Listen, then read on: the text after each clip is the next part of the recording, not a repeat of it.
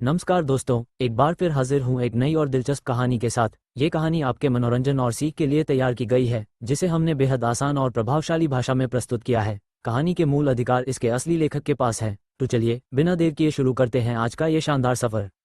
एक तरह से देखा जाए तो टावा उसे सब कुछ मुफ्त में देने के लिए ही बना था, लेकिन अगर सच में उसे सब कुछ बिना किसी मेहनत के मिल जाए तो वह बहुत ही साधारण और फीका हो जाएगा। उसमें कोई रोमांच नहीं बचेगा। इसके अलावा अगर सब कुछ मुफ्त में मिलने लगे तो टावर पॉइंट्स का अस्तित्व ही खत्म हो जाएगा। उनका कोई महत्व नहीं रहेगा। इसलिए कैन समझता था कि उसे टावर पॉइंट्स की जरूरत है, लेकिन इसका मतलब ये भी नहीं था कि टावर उसके साथ बहुत ज्यादा सख्ती करे। अगर एक heaven grade skill book 1 million tower point से भी कम में मिल रही है तो इसका मतलब यही है कि टावर उससे बहुत ज्यादा नहीं ले रहा। या फिर ये भी हो सकता है कि टावर पॉइंट्स की कीमत अपने आप में बहुत बड़ी हो। शायद एक टावर पॉइंट अरबों स्पिरिट स्टोन्स के बराबर हो, लेकिन कैंट इस बात को लेकर पूरी तरह निश्चित नहीं था। इसलिए उसने फैसला किया कि फिलहाल वह उसी पर ध्यान देगा जो उसे मुफ्त में मिल सकता है, और उसके बाद ही अपने पॉइंट्स खर्च करने के बारे में सोचेगा। तभी गैया की आवाज उसके मन में गूंजी। मास्टर मुझसे झूठ बोल रहे हैं, लेकिन मैं इस बार एक अपवाद कर सकती हूँ। बेशक मैं आपको 10 चीजें मुफ्त में नहीं दे सकती, उसके बदले एक शर्त होगी। क्या आप जानना चाहेंगे? कैंट हल्का सा मुस्कुराया और बोला, बताओ गैया। उसे यह बात अच्छी तरह पता थी कि टावर का उद्देश्य उसे मजबूत बनाना है, इसलिए जो भी शर्त होगी वह कोई बहाना नहीं बल्कि उसके विकास का एक जरिया होगी। अगर मास्टर अगले 3 हफ्तों के अंदर अपनी मास्टर को अपनी स्त्री बना लेते हैं तो उन्हें 10 मुफ्त आइटम मिलेंगे। अगर आप ये काम 2 हफ्तों में कर लेते हैं तो इनाम 2 गुना हो जाएगा, और अगर आप इसे 1 हफ्ते के अंदर कर लेते हैं तो इनाम 3 गुना होगा और साथ में एक ट्रू नेम टोकन भी मिलेगा। डी कैंट मुस्कुराते हुए बोला। उसे पूरा भरोसा था कि उसकी मास्टर आखिरकार उसकी ही होगी, क्योंकि वह जानता था कि वह भी उसे चाहती है, बस अपनी झिझक की वजह से आगे नहीं बढ़ पा रही। अब जब इतने बड़े इनाम दांव पर लगे थे तो वह उसे और ज्यादा इंतजार नहीं करने देगा। वह उसकी मदद करेगा ताकि वह अपने दिल की बात स्वीकार कर सके और अपने अंदर के दबे हुए भावों को बाहर ला सके। ये रहे आपके 2 इनाम। इनमें से एक आपके लीजन टावर के लिए बहुत कीमती है, इसलिए इसे संभाल कर रखें। कैंट के सामने 2 आइटम प्रकट हुए। उसने तुरंत उन्हें परखना शुरू किया। अब जब टावर पूरी तरह जाग चुका था, उसकी जांच करने की क्षमता पहले से कई गुना ज्यादा मजबूत हो गई थी। योजक चिन्ह, योजक चिन्ह, योजक चिन्ह। वन टाइम परचेस पास। गाया मास्टर को अपेक्षा से पहले जगाने के लिए धन्यवाद देती है। इस कार्ड की मदद से मास्टर किसी भी एक चीज को मुफ्त में खरीद सकते हैं। मास्टर को धन्यवाद कहने की जरूरत नहीं है, ये सब चीजें वैसे भी उनकी ही हैं, मैं केवल उन्हें सुरक्षित रख रही हूँ। लेकिन अगर मास्टर धन्यवाद कहना चाहें तो गाया समझ सकती है, क्योंकि वह जानती है कि भावनाएं इंसानों और जीवित प्राणियों के लिए कितनी महत्वपूर्ण होती हैं। योजक चिन्ह, योजक चिन्ह, योजक चिन्ह। धन्यवाद गाया, कैंट ने मुस्कुराते हुए कहा। उसकी बात सुनकर वह छोटी पायरेट परी भी हल्का सा मुस्कुरा दी। यही फर्क होता है संवेदनशील अस्तित्व और एक मशीन में। वे सिर्फ आदेशों का पालन नहीं करते, वे इंसानों की तरह महसूस भी करते हैं। कैंट ने उस कार्ड को सावधानी से रख लिया। उसे पता था कि इसका इस्तेमाल करने से पहले उसे पूरे शॉप को ध्यान से देखना होगा। उसके पास 2 दिन का समय था, और अगर वह अभी सब कुछ नहीं देख पाया तो वह बाद में भी वापस आ सकता था। इसके बाद उसने दूसरा आइटम उठाया, और इस बार वह थोड़ा चौंक गया। यह एक पोर्टल आइटम था। योजक चिन्ह, योजक चिन्ह, योजक चिन्ह। नाम call of the legend and myth. Great spirit, great soul item. प्रकार समनिंग और पोर्टल। दंतकथाओं और मिथकों में कुछ ऐसे बहादुर लोग हुए हैं जो समय के साथ इतिहास में खो गए। उन्होंने बुराई से लड़कर अपने घर और अपने लोगों की रक्षा की। कुछ अच्छे थे जो अपने कर्तव्य के कारण लड़े, कुछ बुरे थे लेकिन उनसे भी बड़े बुरे से लड़ने के लिए मजबूर हुए। उन्होंने उन लोगों की रक्षा की जिन्हें उन्होंने चुना, और अंत में उनकी रक्षा करते हुए अपनी जान दे दी। ये वही लोग हैं जिन्हें याद किया जाना चाहिए। ये पुराने मिथकों के नायक हैं, समय द्वारा भुला दिए गए, लेकिन कहा जाता है कि एक दिन ये खोए हुए नायक फिर लौटेंगे और एक झंडे के नीचे इकट्ठा होकर केवल एक उद्देश्य के लिए आगे बढ़ेंगे, उनकी रक्षा करने के लिए जो खुद की रक्षा नहीं कर सकते। योजक चिन्ह, योजक चिन्ह, योजक चिन्ह। Less than something greater than. जब सितारे एक सीध में आएंगे और नक्षत्र साथ देंगे, तब इस आइटम का मालिक उन खोए हुए नायकों को बुला सकेगा। एक समय में केवल एक समन संभव होगा। मालिक उनके नाम जान जाएगा और समय के ताने बाने को चीरकर उन्हें बुलाएगा। बुलाए गए सभी नायक पूरी निष्ठा से मालिक के आदेशों का पालन करेंगे। अगर उनके पास कोई सच्चा नाम नहीं होगा तो उन्हें एक ट्रू नेम दिया जाएगा। योजक चिन्ह, योजक चिन्ह, योजक चिन्ह। Less than portal greater than. जब ये नायक गिरे तो ब्रह्मांड भी जैसे घायल हो गया था। कुछ विश्वासघात का शिकार हुए, कुछ असंभव परिस्थितियों में मारे गए, और कुछ अधूरे वादों के कारण खत्म हो गए। लेकिन वे इस तरह के अंत के हकदार नहीं थे। उन्हें एक बेहतर अंत मिलना चाहिए। इसलिए ब्रह्मांड उस मालिक को एक मौका देगा जो समय और अंतरिक्ष में यात्रा करने का साहस रखता हो, ताकि वह इन नायकों को बचा सके और उनकी विरासत को आगे बढ़ा सके। नोट: अगर मालिक उन समयों में मर जाता है तो उसे टावर में वापस भेज दिया जाएगा और वह 1 साल तक कोमा में रहेगा। क्या मास्टर इस आइटम के साथ सोल कॉन्ट्रैक्ट बनाना चाहते हैं? हाँ, करते हैं गाया। कैंट के चेहरे पर खुशी साफ दिखाई दे रही थी। असल में वह बेहद खुश था। जब उसने पढ़ा कि इन खोए हुए नायकों को बचाया जा सकता है तो उसके मन में एक अजीब सी इच्छा जाग उठी। वह समय में पीछे या आगे जाकर उन्हें बचाना चाहता था। यह सिर्फ एक विचार नहीं था, यह एक भावना थी, जैसे उसे यह करना ही चाहिए। उसका दिल और उसकी आत्मा दोनों एक ही बात कह रहे थे। वह बनेगा समय और अंतरिक्ष का नाविक, वह जो खोए हुए नायकों को रास्ता दिखाएगा और उन्हें फिर से दुनिया में लाएगा। मास्टर ने इस आइटम के साथ सोल कॉन्ट्रैक्ट बना लिया है। अब से जब भी अवसर आएगा, मास्टर इन नायकों को महसूस कर पाएंगे और उन्हें बुला सकेंगे। और जब ब्रह्मांड चाहेगा, आपको एक क्वेस्ट मिलेगा जहां और कब जाना है। धन्यवाद गाया, कैंट ने मुस्कुराते हुए कहा। इसके बाद वह कुछ समय तक शॉप में घूमता रहा। वह चीजों को ध्यान से देखता रहा और उनकी कीमतों को समझता रहा। कुछ देर बाद उसे एहसास हुआ, अगर उसे टावर से अच्छी चीजें चाहिए तो उसे बहुत सारे टावर पॉइंट्स कमाने होंगे, बहुत ज्यादा। तो एक ट्रू नेम टोकन की कीमत 20 मिलियन टावर पॉइंट्स है। ये तो सीधी लूट है, कैंट ने कहा जब उसकी नजर उस सेक्शन पर गई जहां ट्रू नेम टोकन्स रखे हुए थे। वह सोच रहा था कि कम से कम 2 तो खरीद ही लेगा, एक यूनिटी के लिए और एक विलियन के लिए। लेकिन अब जब उसने उनकी कीमत देखी तो उसे समझ नहीं आया कि उसने देखने की कोशिश ही क्यों की थी।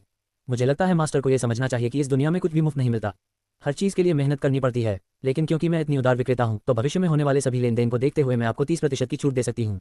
तुम तो बहुत बड़ी ठग हो गाया, और सच बताओ ये सारी चीज़ें आखिर आती कहाँ से हैं? कैंट हंसते हुए बोला, उसकी बेशर्मी पर मजाक उड़ाते हुए। मास्टर को इस बात की चिंता करने की जरूरत नहीं है कि ये चीज़ें कहाँ से आती हैं। सच कहूँ तो मुझे भी नहीं पता, मुझे केवल उनकी कीमत तय करनी होती है और यह समझना होता है कि उन्हें मास्टर के लिए कैसे बेहतर बनाया जाए। समझ गया, लगता है मुझे और ज़्यादा टावर पॉइंट्स कमाने के लिए मेहनत करनी पड़ेगी, कैंट बुदबुदाया। उसे याद आया कि ट्रू नेम मिलने के बाद अंकल ड्रू कितना शक्तिशाली हो गया था। वह चाहता था कि उसकी प्रियाएं भी वैसी ही ताकत हासिल करें।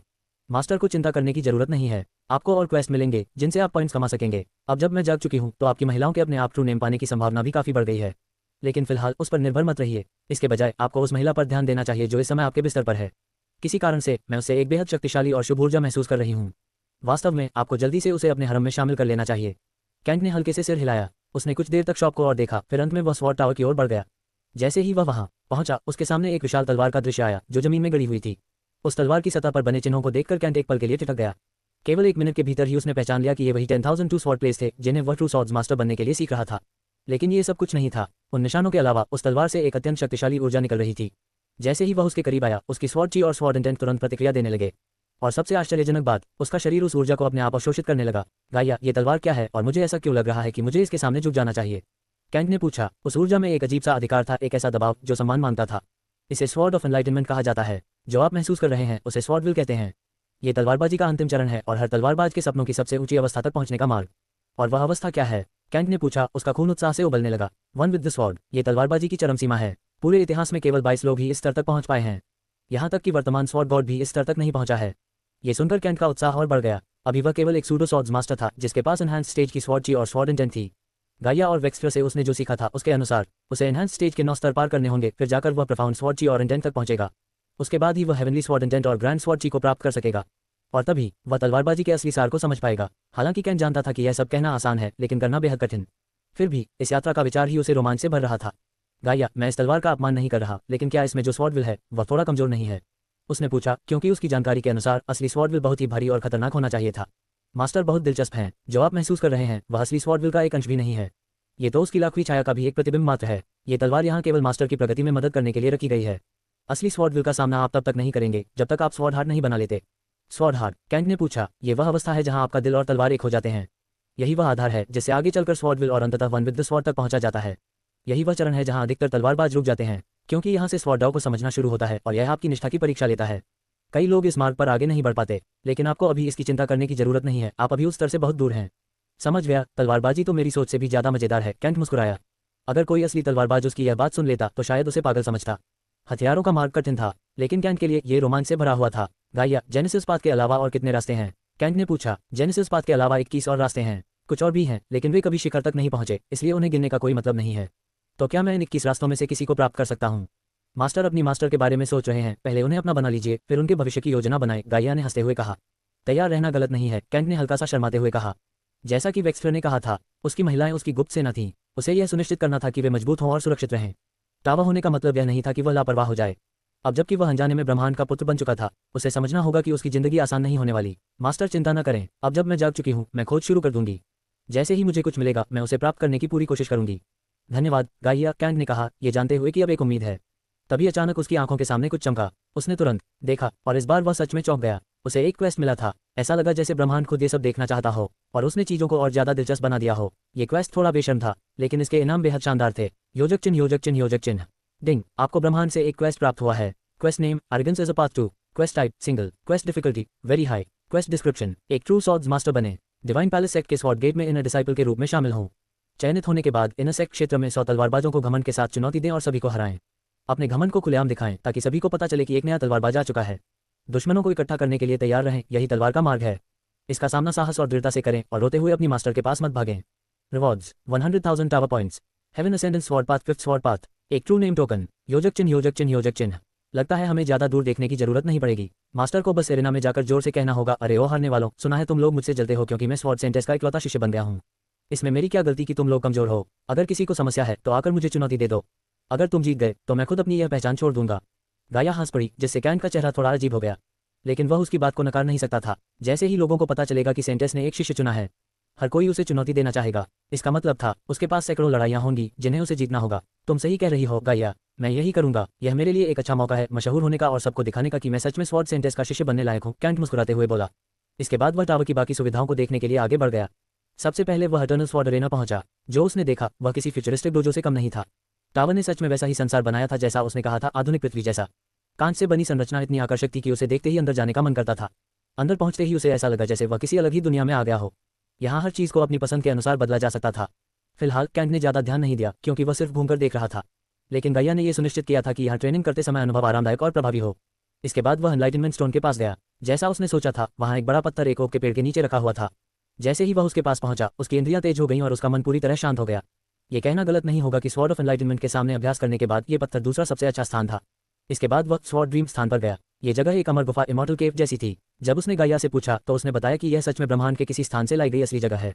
जैसे ही वह अंदर गया, उसे नींद आने लगी, जैसे कोई उसे सपनों की दुनिया में खींच रहा हो। वह तुरंत बाहर आ गया और खुद से वादा किया कि वह यहाँ तभी आएगा जब वह उन सपनों की दुनिया में जाना चाहेगा जहाँ वह महान तलवारबाजों को देख सके।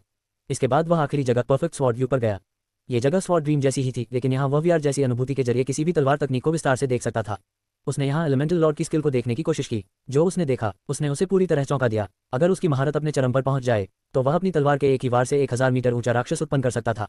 उसने तय किया कि वह इस स्थान का पूरा उपयोग करेगा। उसने गाइया से पूछा कि क्या यहाँ दूसरी स्किल्स भी देखी जा सकती हैं, और जवाब हाँ था। इसका मतलब था कि उसकी महिलाएं भी इसका उपयोग कर सकती थीं। इसके बाद वह अल्केमी टावर की ओर बढ़ गया। जैसे ही वह वहां पहुंचा, जड़ी बूटियों और गोलियों की खुशबू उसकी नाक में भर गई। उसके चेहरे पर हल्की मुस्कान आ गई। उसे यह खुशबू पसंद थी क्योंकि आने वाले वर्षों में वह इसी माहौल में रहेगा। सबसे पहले वह पिल रूम में गया। गाइया, ये तो बहुत ही शानदार पिल रूम बनाया है तुमने, कैंट ने मुस्कुराते हुए कहा। कमरा काले ऑब्सिडियन पत्थरों और जैद से बना हुआ था। बाहर से ही यह बेहद आकर्षक लग रहा था। अंदर जाने पर उसे फिर वही एहसास हुआ जैसे यह अपने आप में एक अलग दुनिया हो। कमरे में एक कड़ाही कॉल्ड्रन भी रखी हुई थी। जब उसने उसे जांचा तो पता चला कि वह एक लेजेंडरी ग्रेड पिल कॉल्ड्रन है। यह उसके पुराने रेयर ग्रेड कड़ाही से कहीं बेहतर था। वह उसे अपने साथ ले जाना चाहता था, लेकिन टावर ने बताया कि यह टावर के स्टोरेज से जुड़ा हुआ है, इसलिए वह इसे बाहर भी कभी भी बुला सकता है। इसके बाद वह अल्केमी गार्डन में गया। वहां उसने देखा कि कई जड़ी बूटियां उग रही थीं। ये देखकर वह काफी खुश हुआ, लेकिन जल्द ही उसे समझ आया ये सभी वही जड़ी बूटियां थीं जो उसके पास पहले से थीं। टावर ने उन्हें उसके स्टोरेज से निकालकर यहाँ लगा दिया था। फिर भी जिस तेजी से वे बढ़ रही थीं, वह अद्भुत था। यहाँ के 10 दिन बाहर की दुनिया के सिर्फ 1 मिनट के बराबर थे, इसलिए उनकी वृद्धि लगभग आंखों से दिखाई दे रही थी। अगर वह और तेजी चाहता तो वह जानवरों के कोर या उनके शरीर का उपयोग कर सकता था, जिससे गार्डन को और ऊर्जा मिलती और वृद्धि तेज हो जाती। उसे ये भी पता चला कि यह गार्डन जड़ी बूटियों के स्तर को बढ़ा सकता है। अल्केमी में दवाइयों की गुणवत्ता जड़ी बूटियों के स्तर पर निर्भर करती है। टियर 1 जड़ी बूटियों से टियर 1 दवाइयां बनती हैं। हालांकि कुछ तकनीकों से उन्हें टियर 2 तक बढ़ाया जा सकता है, लेकिन वह मुश्किल होता है। सबसे आसान तरीका यही था कि सीधे उच्च स्तर की जड़ी बूटियां उपयोग की जाएं, और अब उसके पास ऐसा गार्डन था जो खुद ही जड़ी बूटियों को उच्च स्तर तक पहुंचा सकता था। इसके बाद वह आखिरी जगह पिल वर्ल्ड पहुंचा। ये भी स्वॉर्ड ड्रीम जैसा ही था। ये जगह व्यक्ति को एक सपनों जैसी अवस्था में ले जाती थी, जहां वह अल्केमी की दुनिया को ऐसे अनुभव कर सकता था जो सामान्य समझ से परे था। गाइया, मैं पूछना चाहता था, क्या दूसरे हथियारों के भी रास्ते होते हैं? कैंट ने पूछा। हाँ, होते हैं। अधिकतर ट्रू नेम्स अपने साथ एक रास्ता भी लाते हैं। जैसे आपका नाइट राइडर एक अलग मार्ग पर चलता है, तलवार के रास्ते की तरह धनुष, भाला, तलवार और अन्य हथियारों के भी अपने अपने मार्ग होते हैं। अगर आप अपनी महिलाओं के बारे में सोच रहे हैं तो चिंता मत कीजिए। देवी द्वारा उन्हें दी गई तकनीकें ही पर्याप्त हैं, और अगर वे भाग्यशाली हुई तो उनका ट्रू नेम जागने पर उन्हें और भी ऊंचे स्तर पर पहुंचा सकता है। धन्यवाद गाइया, कैंट ने कहा। उसने कुछ देर तक अल्केमी टावर को देखा और फिर अंत में हारिम टावर की ओर बढ़ गया, जहां वह अपना अधिकतर समय बिताने वाला था। योजक चिन्ह, योजक चिन्ह, योजक चिन्ह। उसी समय बाहर सेंटेस सेलिन अपनी यात्रा से वापस लौटी और सीधे अपने कमरे में चली गई। वह इस समय कैंट से मिलना नहीं चाहती थी। जो कुछ हुआ था उसने उसके मन को पूरी तरह उलझा दिया था। उसे डर था कि अगर वह अभी कैंट से मिली तो वह कोई गलती कर सकती है। सौभाग्य से कमरे में लौटने के कुछ ही मिनटों बाद वह सो गई, लेकिन ये शांति ज्यादा देर तक नहीं रहने वाली थी। 4 घंटे बाद उसकी परेशानियां फिर शुरू होने वाली थीं, और कैंट, जो अपनी मास्टर का ख्याल रखने वाला था, वह ये सुनिश्चित करेगा कि सबसे पहले उसी का ख्याल रखा जाए। आखिरकार इस दुनिया में कुछ भी मुफ्त नहीं मिलता। मानव महाद्वीप का दूसरा सबसे शक्तिशाली राज्य वरेंडर अपने शक्तिशाली गिल्ड्स और संगठनों के लिए प्रसिद्ध था। यहाँ अल्केमी गिल्ड, हंटर्स गिल्ड और कई अन्य गुट थे जो अलग अलग पेशों और जीवन के तरीकों का प्रतिनिधित्व करते थे। वरेंडर में अगर कोई साधक कल्टिवेटर अच्छी कमाई करना चाहता था तो सबसे अच्छा तरीका यही था कि वह एक टीम बनाए और किसी गिल्ड में शामिल हो जाए। इसी राज्य के स्टोनहेवन शहर में रहती थी आर्या। वह एक युवा धनुर्धारी थी और सिर्फ साधारण नहीं बल्कि शहर की सबसे बेहतरीन आर्चर्स में से एक। वह ईगल आई हंटर्स नाम की टीम की सदस्य थी और अपनी काबिलियत और योगदान के कारण टीम के बाकी सदस्य उसका बहुत सम्मान करते थे। आर्या एक अनाथ थी, लेकिन वह कमजोर नहीं थी बल्कि बेहद जिंदादिल और स्वतंत्र स्वभाव की थी। वह कई अनाथालयों से भाग चुकी थी और आखिरकार उसने जंगलों की आज़ादी भरी जिंदगी चुन ली थी। उसके चांदी जैसे बाल, नीली आंखें और आकर्षक शरीर, इन सब के कारण कई कुलीन और व्यापारी परिवारों के वारिस भी उस पर नजर रखते थे। आर्या, लीडर ने कहा है कि आज हम डेमन माउंटेन्स जा रहे हैं। सुना है वहाँ कोई नया खजाना मिला है और कई टीमें उसे पाने की कोशिश करेंगी, एक युवा लड़की ने मुस्कुराते हुए कहा। ठीक है मेलेडी, मैं थोड़ी देर में आती हूँ, अभी थोड़ा आराम करने दो, आर्या ने जवाब दिया। मेलेडी ने होंठ फुला लिए। ये लड़की सिर्फ उसकी साथी नहीं थी बल्कि लगभग उसकी बहन जैसी थी। वह हमेशा आर्या के पीछे पीछे अनाथालयों में जाती रही थी, और जब आर्या ने जंगलों की जिंदगी चुनी तो मेलेडी भी उसके साथ चली आई। आर्या ने ही उसे बड़ा किया था। सोती रहो तुम, मेलेडी ने हंसते हुए कहा, फिर अचानक गंभीर होकर बोली, और सुनो, मलक परिवार का दूसरा वारिस थाने भी अपनी टीम के साथ जा रहा है। मैंने सुना है कि वह कुछ समय से तुम पर नजर रख रहा है। संभल कर रहना, मैं हर बार तुम्हारी रक्षा नहीं कर पाऊंगी। जाओ यहाँ से मेलेडी, मुझे सोने दो, आर्या ने आंखें बंद करते हुए कहा। मेलेडी हल्के से हंसी और चली गई। आर्या की सुंदरता ऐसी थी कि वह किसी भी कुलीन परिवार की लड़की से कम नहीं लगती थी। कुछ समय बाद ईगल आई हंटर्स की 21 सदस्यीय टीम डेमन माउंटेन्स की ओर रवाना हो गई। वहाँ एक दुर्लभ जड़ी बूटी के मिलने की खबर थी। ऐसे मामलों में जो लोग जड़ी बूटियां ढूंढने में माहिर होते हैं उन्हें एक तरह की आहट मिलती है। और अजीब बात यह थी कि वे लगभग हमेशा सही होते थे। हालांकि उन्हें सटीक स्थान नहीं पता होता, इसलिए वे एक सामान्य क्षेत्र बता देते थे और फिर अलग अलग टीमें उस पर कब्जा करने के लिए लड़ती थीं। आर्य, जैसे ही लड़ाई शुरू हो तुम सपोर्ट संभालना। हम चाहते हैं कि हमारी सबसे बेहतरीन आचा हमारी पीठ पर नजर रखे। अगर कुछ गलत लगे तो तुरंत जड़ी बूटी लेकर भाग जाना, टीम लीडर ने कहा। आर्या ने सिर हिलाया। वह अपने माउंट पर बैठी थी, जो घोड़े और हिरण का मिश्रण जैसा दिखता था। उसकी चाल तेज थी और वह उनकी टीम का सबसे तेज माउंट था। योजक चिन्ह, योजक चिन्ह, योजक चिन्ह। ये क्या? आर्या की आंखें फैल गईं जब उसने पहाड़ की चोटी पर उस जड़ी बूटी को देखा। वह अकेली नहीं थी, कई और टीमें भी वहां पहुंच चुकी थीं। ये तो 10 year old gold essence mushroom है। हम अमीर हो गए। चारों ओर शोर मच गया। यह एक बेहद दुर्लभ जड़ी बूटी थी जिससे अल्केमिस्ट ऐसी दवाइयां बना सकते थे जो लाखों स्पिरिट स्टोन्स में बिकती थीं। हालांकि उसकी रक्षा एक शक्तिशाली स्पिरिट बीस्ट कर रहा था जो रूट ग्रेड एज स्तर का था। लेकिन इतनी सारी टीमों के सामने उसका अंत था। आर्य, जैसे ही लड़ाई शुरू हो जड़ी बूटी लेकर मेलेडी के साथ भाग जाना। तुम दोनों के पास सबसे तेज माउंट है, लीडर ने आदेश दिया। आर्या ने तैयारी कर ली। योजक चिन्ह, योजक चिन्ह, योजक चिन्ह। हमला करो। जैसे ही आर्या ने जड़ी बूटी पकड़ी वह तेजी से भाग निकली। मेलेडी उसके पीछे हंसती हुई दौड़ रही थी। कुछ ही सेकंड में वे वहां से गायब हो गईं। पीछे स्पिरिट बीस्ट पागल हो चुका था और बाकी टीमों पर टूट पड़ा। सब अलग हो जाओ, स्टोनहेवन में मिलेंगे, लीडर चिल्लाया और आर्या के पीछे निकल पड़ा। बाकी सदस्य भी अलग अलग दिशाओं में बिखर गए। योजक चिन्ह, योजक चिन्ह, योजक चिन्ह। आर्य, यहीं रुकते हैं और लीडर का इंतजार करते हैं, मेलेडी ने कहा। नहीं, हमें सीधे अल्केमी गिल्ड जाना चाहिए, आर्या ने जवाब दिया। लेकिन मेलेडी ने तर्क दिया कि बिना लीडर के जाना खतरनाक हो सकता है।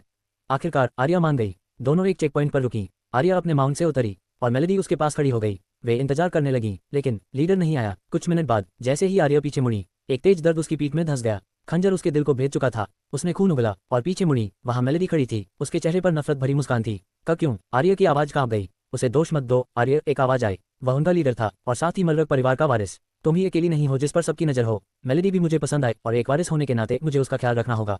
तुम्हारे पास सबका ध्यान था और तुमने किसी को नहीं चुना। आर्य की आंखों से आंसू बहने लगे। क्यों? लेकिन अब बहुत देर हो चुकी थी। चलो मेलेडी, ये जड़ी बूटी नीलामी में बहुत महंगी बिकेगी, उसने कहा। फिर उसने आर्य के माउंट को भी मार डाला। मेलेडी ने एक पल के लिए झिझक दिखाए लेकिन कुछ नहीं कहा। वह जड़ी बूटी लेकर चली गई। आर्या घुटनों के बल गिर गई। उसकी आंखों से आंसू बहते रहे और वह मौत का इंतजार करने लगी। अपने दिल में उसने कसम खाई, अगर उसे दूसरा मौका मिला तो वह बदला जरूर लेगी। लेकिन मौत एक ही बार आती है, जब तक भाग्य कुछ और न तय करे। और आर्या के लिए भाग्य ने कुछ और ही लिखा था। जैसे ही उसकी सांसें खत्म होने लगी, एक अंधेरा पोर्टल खुला। उसमें से एक काले कपड़ों में ढका हुआ व्यक्ति निकला जिसकी हरी आंखें चमक रही थीं। वह एक शडाउ में पर सवार था। बदला रात का अधिकार है और रात तुम्हारे दुश्मनों को जलते हुए देखेगी, उसने गहरी आवाज में कहा। तुम्हारा भाग्य तुम्हें यहाँ मरने नहीं देगा आर्य। उठो और रात के साथ सवार हो जाओ। हमारे मास्टर ने तुम्हें बुलाया है। मैं तुम्हें पुकारता हूँ, नाइट राइडर्स की शक्ति के नाम पर और अपने नाम के एल्डस्टबेन के साथ। उसने अपना हाथ आगे बढ़ाया। आर्य ने बिना हिचकिचाए उसका हाथ पकड़ लिया। अगले ही पल उसका मरा हुआ माउंट भी उठ खड़ा हुआ और एक शडाउ में बदल गया। आर्य उस पर सवार हो गई। उसका रूप बदलने लगा। वह भी एक हुडेड फिगर बन गई लेकिन उसमें कुछ अलग था, जैसे उसका परिवर्तन अभी अधूरा हो। चलो अपने मास्टर से मिलते हैं, कैल बोला, क्योंकि कहा जाता है रात के सवार फिर से युद्ध भूमि पर लौटेंगे। मुझे लग रहा है कि मैं अचानक थोड़ा ज्यादा शक्तिशाली हो गया हूँ, कैंग ने अपने हाथ को मोड़ते हुए कहा, जैसे वह अपनी ताकत को महसूस करने की कोशिश कर रहा हो। वह भी अभी हरीम टावर में पहुंचा था जहां वह नई खुली सुविधाओं को देखने आया था। सही कहा मास्टर, आपको लीजन टावर से 20% का बूस्ट मिला है। लगता है ये नाइट राइडर से आ रहा है। मतलब अंकल ड्रू ने एक और राइडर ढूंढ लिया है, कैंग ने पूछा। लेकिन पूछते ही उसे जवाब समझ आ गया। हर नए राइडर के जुड़ने पर उसे अपने सभी स्टैट्स में 20% का बूस्ट मिलता था। इसका मतलब साफ था, एक नया सदस्य जुड़ चुका था। लेकिन यह अभी अस्थायी है। आपको पहले उस नए सदस्य का ट्रू नेम सक्रिय करना होगा, तभी उसकी पूरी शक्ति खुलेगी और वह आधिकारिक नाइट राइडर बनेगा। तब तक ये सिर्फ एक टेम्पररी बूस्ट है। समझ गया, उस दिन का इंतजार रहेगा, कैंट मुस्कुराया। इतना इंतजार करने की जरूरत नहीं है। आप लीजन कॉल एबिलिटी का उपयोग करके उन्हें बुला सकते हैं या फिर जब वे तैयार होंगे तो खुद ही आपके पास आ जाएंगे। कैंट ने सिर हिलाया। मुझे अपना स्टेटस पेज दिखाओ, मैं देखना चाहता हूँ कि कितना बूस्ट मिला है। योजक चिन्ह, योजक चिन्ह, योजक चिन्ह। Name Kent, age 18, bloodline primordial chaos dragon 5%, class alchemist master, subclass swordsman pseudo master, soul cultivation tier 3, cultivation root grand master लल 1/9। योजक चिन्ह, योजक चिन्ह। फिजिकल स्ट्रेंथ 655 जोड़ 131, फिजिकल एजिलिटी 655 जोड़ 131, फिजिकल स्टैमिना 695 जोड़ 139, स्पिरिचुअल स्ट्रेंथ 1045 जोड़ 209, mental strength 835 जोड़ 167। योजक चिन्ह, योजक चिन्ह। Tower points 999000, attribute points 360, skill upgrade points 21100। योजक चिन्ह, योजक चिन्ह, योजक चिन्ह।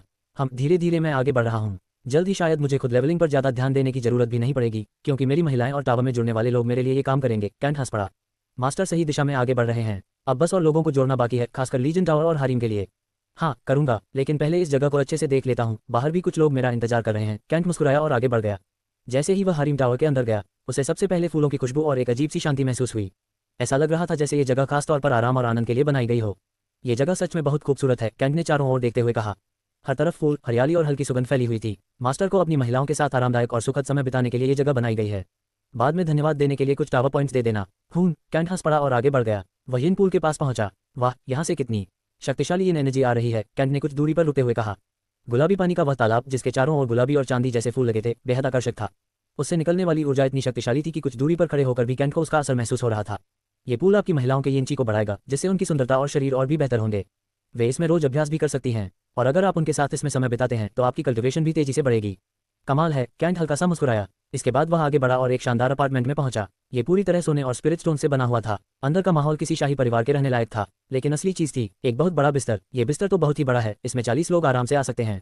गाइया, तुमने जानबूझकर ऐसा बनाया है ना? कैंट ने सिर हिलाते हुए कहा। मास्टर के पास एक हरम होगा, मैंने बस भविष्य को ध्यान में रखते हुए इसे बनाया है। आपको अभी अंदाजा नहीं है कि आगे कितनी महिलाएं होंगी। हाँ, लेकिन इतना भी ज्यादा। आप गॉडेस वेक्सफियर की बात भूल गए क्या? उन्होंने कहा था अपनी शक्ति का उपयोग करके महिलाओं को खुश करो।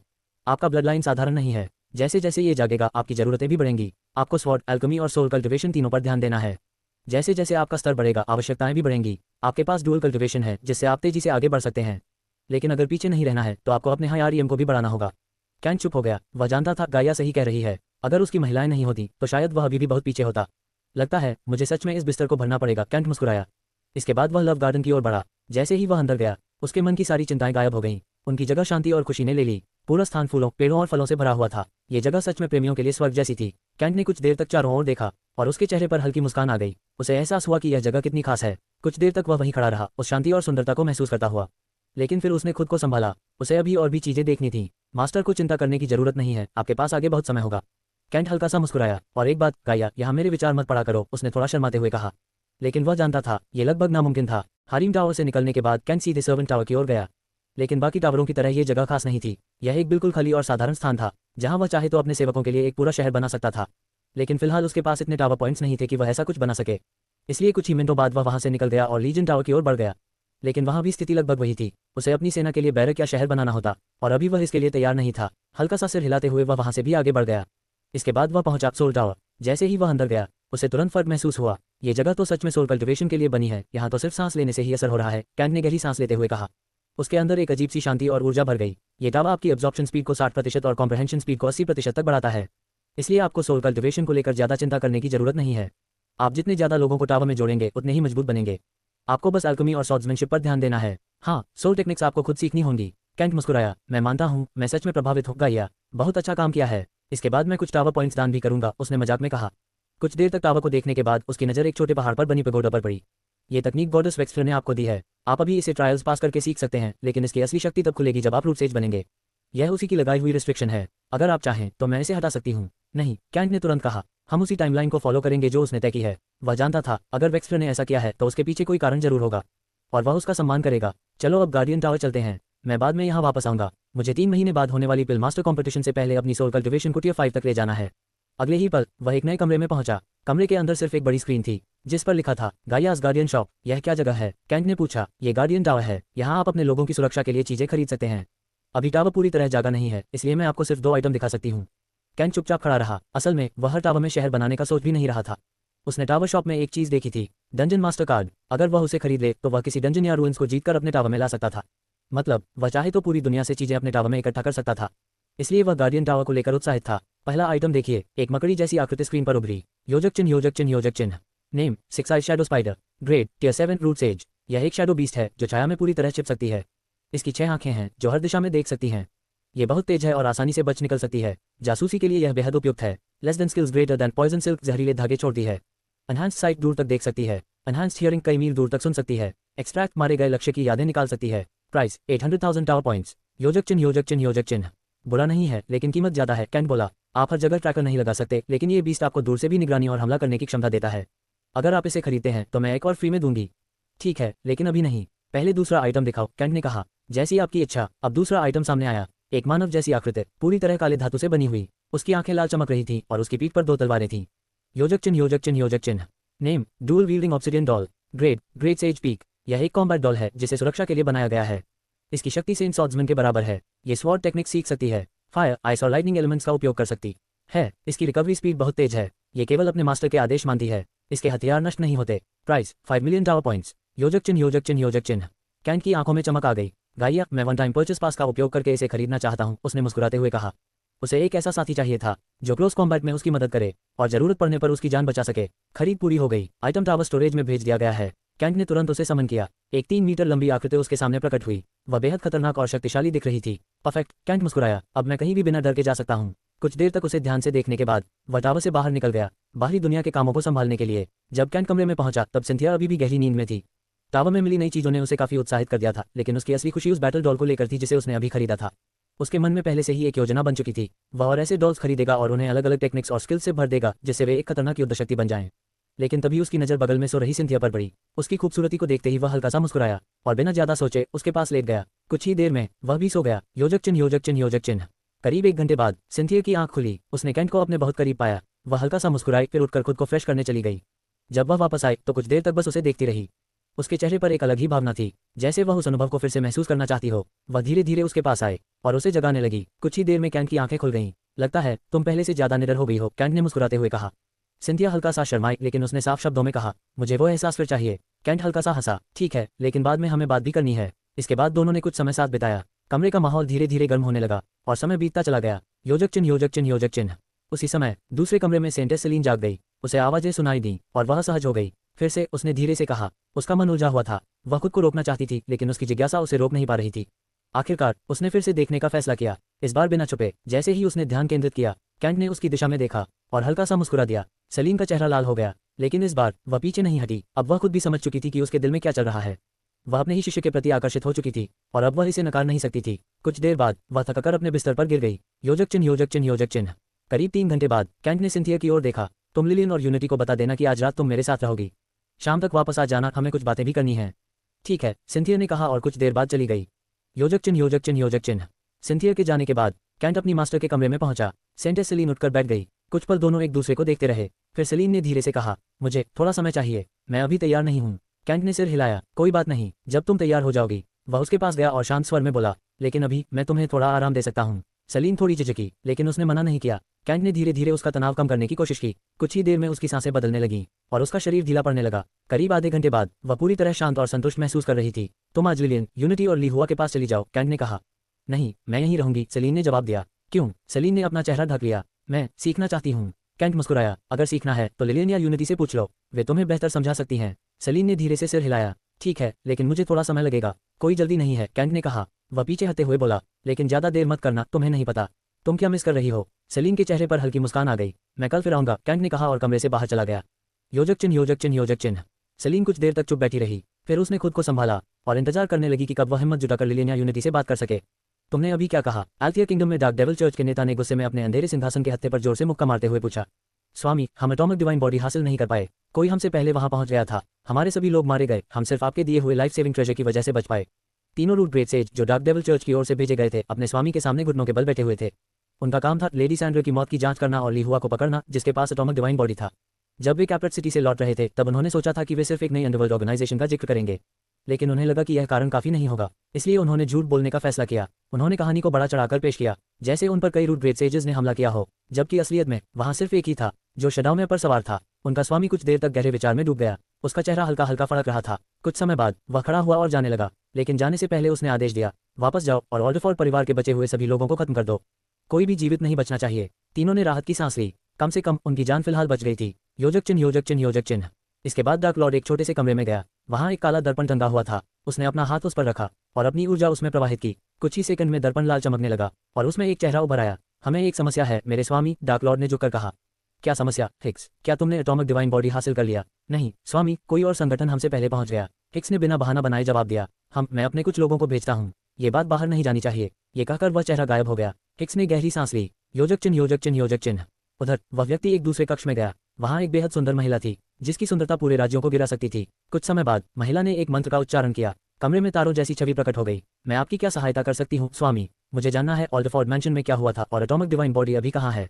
महिला ने हाथ घुमाया और कुछ ही क्षणों में दृश्य सामने आने लगे। हमले के दृश्य, अंधेरे योद्धा, लड़ाई, जॉन ऑल्डरफोर्ड का विश्वासघात, सेंटेस की लड़ाई और अंकल ड्रू का आगमन। सब कुछ स्पष्ट दिखाई देने लगा, लेकिन अचानक एक नई उपस्थिति वहां प्रकट हुई और उसी क्षण तारों की छवि टूट गई। महिला को जोरदार झटका लगा, वह कई मिनट तक खून खांसती रही, उसका चेहरा पीला पड़ गया और उसकी आंखों में डर साफ दिखाई दे रहा था। क्या हुआ? उस आदमी ने उसे संभालते हुए पूछा। ये कामक बैकलैश है। वहां कोई ऐसा अस्तित्व था जिसकी गुटकर्मा इतनी विशाल थी कि अगर मैं एक पल और देखती तो मर जाती। मैं अब आपकी मदद नहीं कर सकती। इतना कहकर वह आदमी अचानक कमरे के बाहर पहुंच गया। महिला ने उसे अपनी शक्ति से बाहर भेज दिया था। योजक चिन्ह, योजक चिन्ह, योजक चिन्ह। अकेले में उसने फिर से अपनी शक्ति का उपयोग किया। 3 तारे प्रकट हुए, एक सफेद, एक काला और एक बहुरंगी। एक दिव्य अस्तित्व, एक अंधकार में और एक ऐसा जो अत्यधिक गुटकर्मा से भरा है। ये कैसे संभव है? उसने ध्यान से उस बहुरंगी तारे को देखा, फिर एक क्रिस्टल निकाला और उसमें अपनी ऊर्जा प्रवाहित की। एक नया वेरिएबल प्रकट हुआ है, उसे तुरंत ढूंढकर समाप्त करना होगा। योजक चिन्ह, योजक चिन्ह, योजक चिन्ह।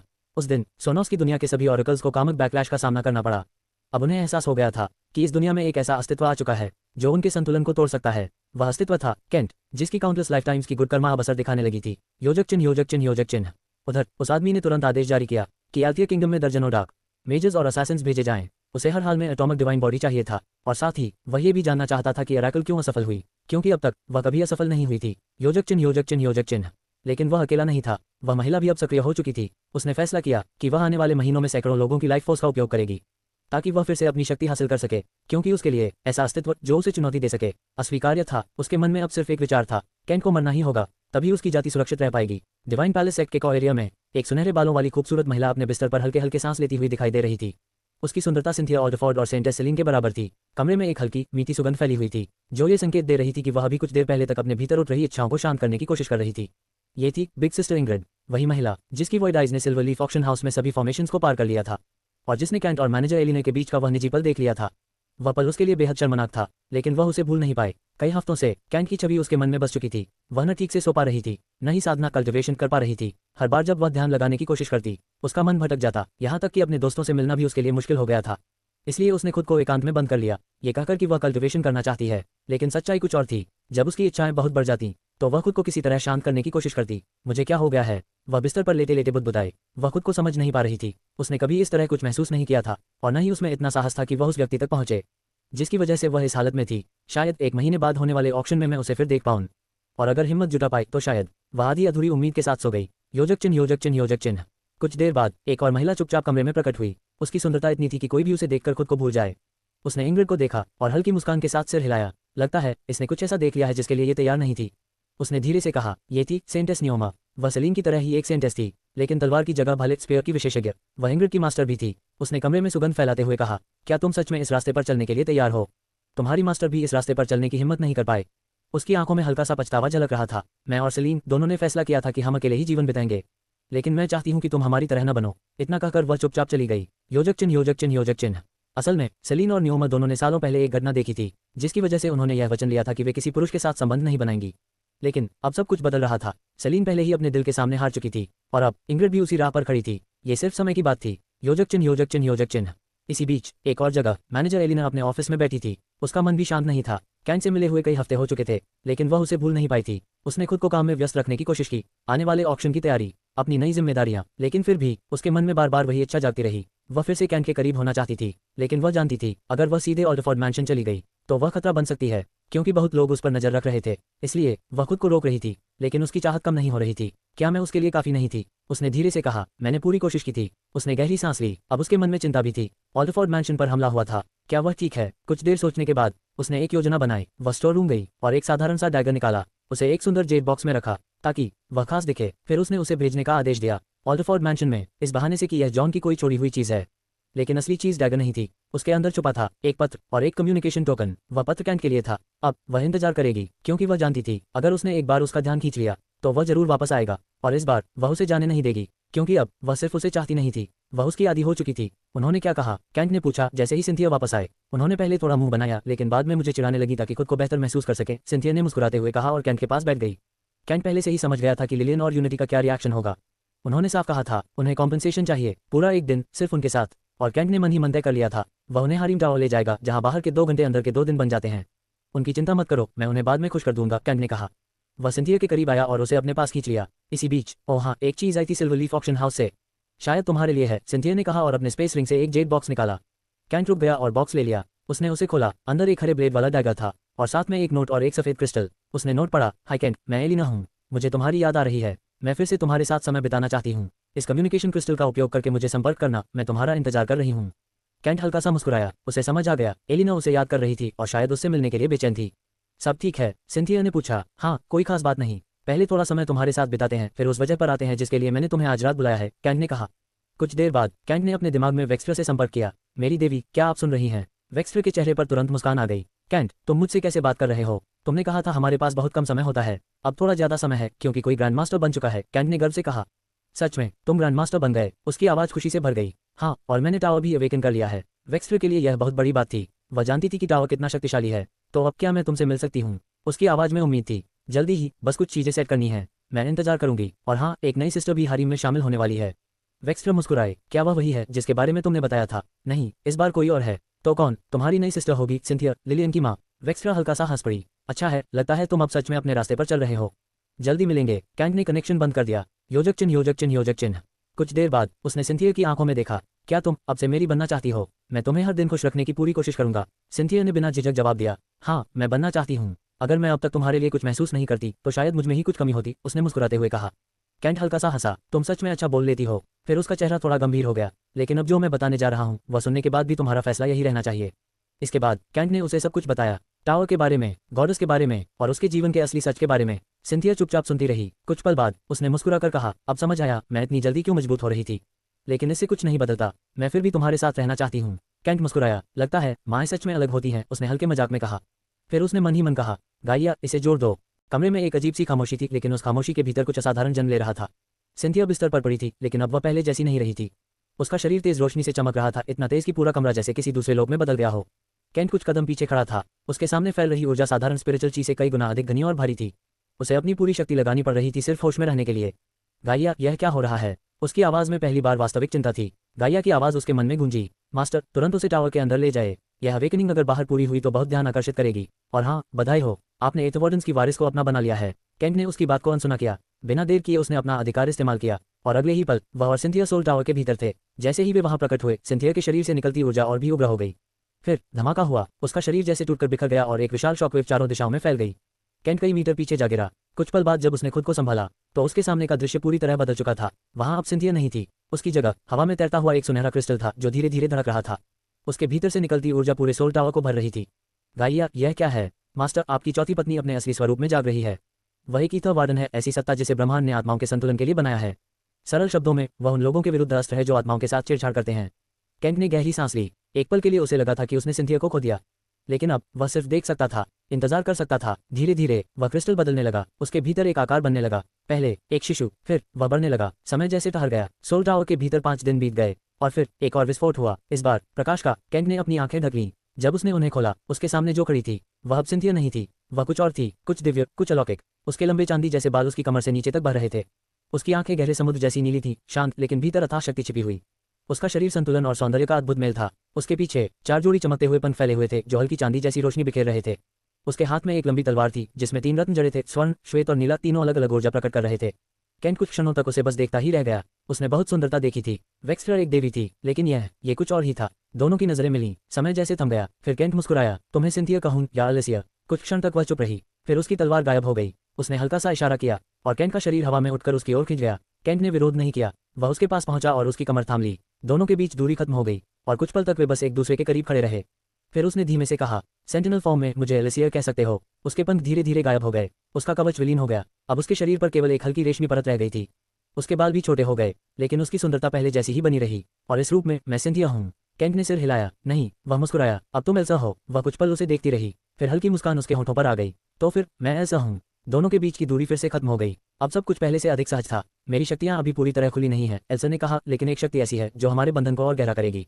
कैंट की आंखों में चमक आ गई। अगले ही पल दोनों वापस उसी कमरे में थे। बाहर केवल 5 घंटे बीते थे, लेकिन कैंट के लिए सब कुछ बदल चुका था। अब उसके पास एक देवी थी और एक सेंटिनल। उसने एल्सा को अपनी ओर खींचा। उसके चेहरे पर संतोष की मुस्कान थी। तो बताओ, उसने धीमे स्वर में कहा, तुम्हें कौन सा रूप पसंद है? एल्सा ने उसकी आंखों में देखते हुए मुस्कुराकर पूछा, तुम मुझे किस रूप में स्वीकार करना चाहोगे? कमरे में फिर से खामोशी छा गई, लेकिन इस बार वह तूफान से पहले की खामोशी थी। कमरे में हल्की रोशनी फैल रही थी। बिस्तर पर लेटी हुई वह स्त्री अब पहले जैसी नहीं रही थी। उसके चांदी जैसे लंबे बाल पूरे बिस्तर पर फैल गए थे, मानो कोई स्वर्गीय चादर हो। उसके चेहरे पर एक संतुष्टि भरी मुस्कान थी और उसकी आंखों में एक अजीब सी चमक। वह अब सिर्फ सिंथिया नहीं थी, वह एल्सा थी। कैंट उसके पास बैठा था, उसकी नजरें उसके ऊपर टिकी हुई थीं। उसके चेहरे पर संतोष और गर्व दोनों साफ दिखाई दे रहे थे। ये सच में अविश्वसनीय है, उसने धीमे से खुद से कहा। जो कुछ अभी हुआ था वह सामान्य नहीं था। उसने अभी अभी अपनी चौथी पत्नी को स्वीकार किया था और उसी क्षण सब कुछ बदल गया था। एल्से ने हल्की सी मुस्कान के साथ उसकी ओर देखा। उसके भीतर एक नई ऊर्जा थी, एक अलग ही आभा। कुछ पल के लिए दोनों बस एक दूसरे को देखते रहे। फिर केंट पीछे की ओर लेट गया और गहरी सांस ली। पहले मैसेजेस देख लूं। उसकी आंखों के सामने तुरंत स्क्रीन उभरी। Congratulations, Master. You have added the fourth woman to your harem, Alicia Wildstrom. You have received a new skill, Soul Sentinel. Kent की आंखें हल्की सी चमक उठी। इंटरेस्टिंग। उसने ध्यान से पढ़ना शुरू किया। Soul sentinel mythic SSS rank. आत्मा 3 हिस्सों से बनी होती है, एसेंस, शार्ड और स्पिरिट। एसेंस और शार्ड को अब्जॉर्ब किया जा सकता है, लेकिन स्पिरिट का उपयोग अलग है। सोल स्पिरिट्स को इकट्ठा करके आप एक सोल सेंटिनल समन कर सकते हैं।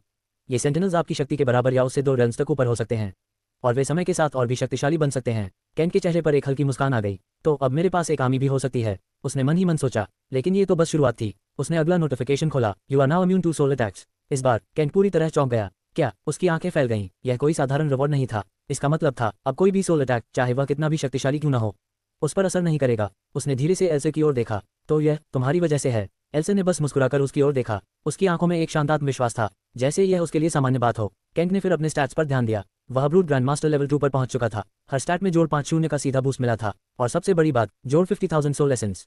उसकी सोल कल्टिवेशन सीधे टियर 5 तक पहुंच गई थी। ये तो पागलपन है। अब उसे कुछ समय तक सोल कल्टिवेशन की चिंता करने की जरूरत ही नहीं थी।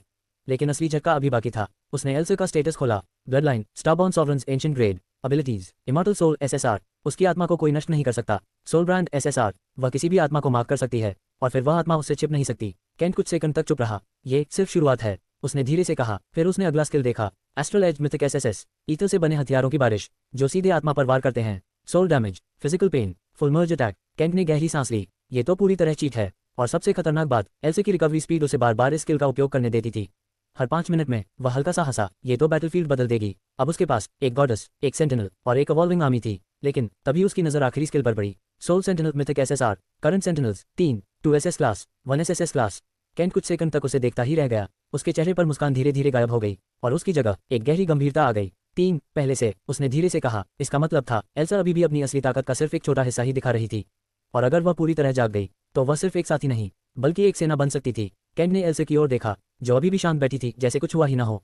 उसकी आंखों में वही शांति थी, लेकिन अब केंट समझ चुका था वह शांति एक तूफान को छुपा रही थी। केंट, अभी जो तुमने कहा उसे दोबारा बोलो। देवलोक में बैठी वेक्सटर ने अचानक अपना टैबलेट गिरा दिया। उसकी आंखें चौड़ी हो गई थीं, जैसे उसने कुछ ऐसा सुन लिया हो जो असंभव था। एक देवी जिसे हजारों साल का अनुभव हो, जो युद्ध, विनाश और ब्रह्मांड के रहस्यों को देख चुकी हो। उसे यूं चौंकाना आसान नहीं था, लेकिन इस बार वह सच में स्तब्ध थी। केंट की आवाज उसके मन में गूंजी। तुम्हारी नई बहन, मेरी चौथी पत्नी, एक एथरवार्डन है और सिर्फ कोई साधारण नहीं, वह एस्ट्रा सेंटिनल है। कुछ पल के लिए पूरी दुनिया जैसे शांत हो गई। फिर वेक्सटर की आंखों में चमक आए। उसने बिना समय गंवाए अपनी चेतना से एक प्राचीन ग्रंथ खोल दिया। पन्ने अपने आप पलटने लगे, तेज, बेहद तेज। कुछ ही सेकंड में एक चित्र उभरा। एक स्त्री जिसके पीछे 12 जोड़ी पंख थे। उसके हाथ में एक लंबी तलवार थी और दूसरी ओर एक गोलाकार दिव्य अस्त्र। उसके पीछे एक सेना खड़ी थी, हजारों की संख्या में शूरवीर, धनुर्धर, जादूगर, पालादिन, हर प्रकार के योद्धा। और फिर वेक्सटर की नजर उस शीर्षक पर टिक गई, the universal soul army astra sentinel legion. उसका शरीर हल्का सा कांप उठा। ये वही है, उसने धीरे से कहा। वह पन्ने पढ़ने लगी। Chaos era, battle of evolution, वह युद्ध जहां इतिहास के सबसे बड़े योद्धा गिरे थे और वहां एक नाम सबसे ऊपर लिखा था, एस्ट्रा सेंटिनल। एक ऐसी सत्ता जिसे प्रिंसेस ऑफ बैटल और हार्बिंजर ऑफ सोल्स कहा गया था। एक ऐसी सेना जो पूरे ब्रह्मांड के लिए खतरा मानी जाती थी और अंत में वह अपने ही युद्ध में गिर गई। अपने सेंटिनल्स के साथ वेक्सटर ने हजारों पन्ने एक साथ पढ़ डाले, लेकिन उसके चेहरे पर एक ही भाव था, शौक और एक्साइटमेंट। केंट, मुझे कंफर्म करो। उसकी आवाज अब स्थिर थी, लेकिन अंदर से वह अभी भी हिल चुकी थी। वह सच में तुम्हारी हयारियम में है। केंट हल्का सा मुस्कुराया। चिंता मत करो, वह अब मेरी है। कुछ पल के लिए वेक्सटर ने आंखें बंद कर लीं, फिर धीरे से मुस्कुराए। गुड। अब उसकी आवाज में वही पुराना कॉन्फिडेंस लौट आया था। ध्यान से सुनो केंट, तुम जो ट्रू नेम्स दे रहे हो वे साधारण नहीं है। पहले नाइट राइडर्स और अब एस्ट्रा सेंटिनल। तुम समझते भी हो कि तुम क्या कर रहे हो? केंट हल्का सा हंसा। मैं क्या कर सकता हूँ? मैं तो बस यूनिवर्स का बेटा हूँ। अच्छी चीजें फैमिली में ही रहनी चाहिए। वेक्सटर ने आंखें घुमाई, लेकिन इस बार उसने मना नहीं किया, क्योंकि अब वह खुद भी समझने लगी थी। केंट कोई सामान्य इंसान नहीं है। उसके मन में एक शब्द उभरा, कर्मा चोजन। एक ऐसा व्यक्ति जिस पर कर्मा का असर नहीं होता, जो चाहे कर सकता है और फिर भी परिणाम उसके पक्ष में होते हैं। मैं उससे बात करना चाहती हूँ, वेक्सटर ने कहा। केंट ने हल्की हंसी के साथ जवाब दिया, अभी नहीं, वह बिजी है। कुछ सेकंड की चुप्पी रही, फिर दोनों हल्के से मुस्कुराए। कुछ देर और बात करने के बाद केंट ने अचानक पूछा, वेक्सटर, तुम्हारा ट्रू नेम है? इस बार वह चुप हो गई। है, उसने धीरे से कहा, लेकिन खास नहीं, बस एक निशान है। केंट कुछ पल सोचता रहा, फिर उसके चेहरे पर एक कॉन्फिडेंट मुस्कान आई। जब मैं ऊपर के वर्ल्ड में पहुंचूंगा तब मैं तुम्हें एक ट्रू नेम दूंगा, एक ऐसा जो तुम्हें बदल देगा। वेक्सटर की आंखों में हल्की नमी आ गई। एक देवी जिसने सब कुछ देखा था, लेकिन शायद कभी किसी ने उसे ऐसा वादा नहीं दिया था। मैं इंतजार करूंगी, उसने धीरे से कहा। उनका कनेक्शन टूट गया। केंट ने अपनी नजर एल्से की ओर मोड़ी। वह शांत थी, लेकिन उसकी उपस्थिति अब पहले जैसी नहीं थी। तुम कितनी स्ट्रांग हो? केंट ने पूछा। एल्से ने मुस्कुराकर 5 उंगलियां उठाई। लेवल 6 सेंट, लेकिन मेरी असली ताकत कम से कम 5 गुना है। कैंट की आंखें चमक उठीं। मतलब तुम आसानी से सेज लेवल को हैंडल कर सकती हो? एल्सा ने सिर हिलाया। हाँ, लेकिन मुझे अपनी स्वॉर्ड मास्टरी बढ़ानी होगी। मैं पहले स्पीयर यूज करती थी, अब मुझे फिर से सीखना होगा। कैंट मुस्कुराया। उसकी चिंता मत करो, मेरी मास्टर तुम्हें ट्रेन करेगी। और वैसे भी 22 साल की उम्र में ये स्ट्रेंथ, ये तो चीट है। एल्सा हंस पड़ी। कमरे का माहौल हल्का हो गया और फिर रात धीरे धीरे बीतने लगी। सुबह की पहली किरणें खिड़की से अंदर आईं। कैंट और एल्सा बाहर निकले। माहौल शांत था और दूर लिहुआ रसोई में बनाना केक्स बना रही थी। बाकी सब उनका इंतजार कर रहे थे, लेकिन कैंट के मन में एक ही बात चल रही थी। अब उसके पास एक गॉडेस थी, एक एस्ट्रा सेंटिनल थी और एक ऐसी ताकत जो अभी बस शुरुआत थी। कमरे में एक पल के लिए सन्नाटा छा गया। 3 युवतियां और उनके साथ खड़ी छोटी लिहुआ, सबकी नजरें एक ही दिशा में जमी हुई थीं। कैंट के पास खड़ी वह स्त्री कोई साधारण नहीं थी। उसकी चांदी जैसी चमकती हुई लंडें, उसकी नीली गहरी आंखें और उसके चारों ओर फैली हुई एक अजीब सी दिव्यता। उसे देखना मानो किसी स्वर्गीय अस्तित्व को देखना था। लेकिन जिस बात ने उन्हें सबसे ज्यादा हिला दिया वह ये थी कि वह कोई और नहीं, सिंथिया थी। माँ। लिलियन की आवाज हल्की कांप गई। क्या सच में आप ही हो? उसकी आंखों में अविश्वास साफ दिखाई दे रहा था। एल्सा हल्का सा हंसी। उसकी हंसी में गर्माहट थी और अपनापन भी। मुझे लगता है अब तुम मुझे एल्सा कहो तो बेहतर रहेगा,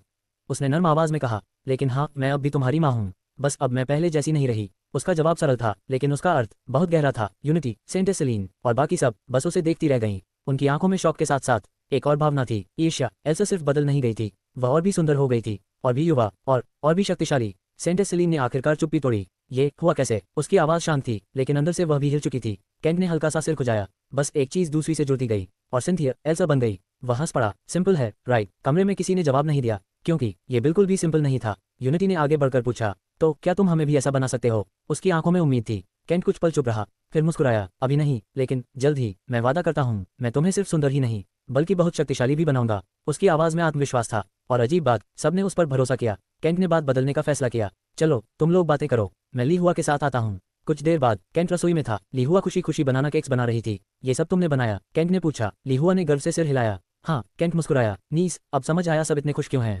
कुछ देर तक वह वहीं बैठकर खाता रहा और अपनी एनर्जी रिस्टोर करता रहा, लेकिन उसका ध्यान पूरी तरह खाने पर नहीं था। गाया, उसने मन में कहा। लीहुआ को स्कैन करो। कुछ सेकंड की खामोशी, फिर गाया की आवाज आए। Information incomplete, condition hidden. Kent की भौहें सिकुड़ गईं।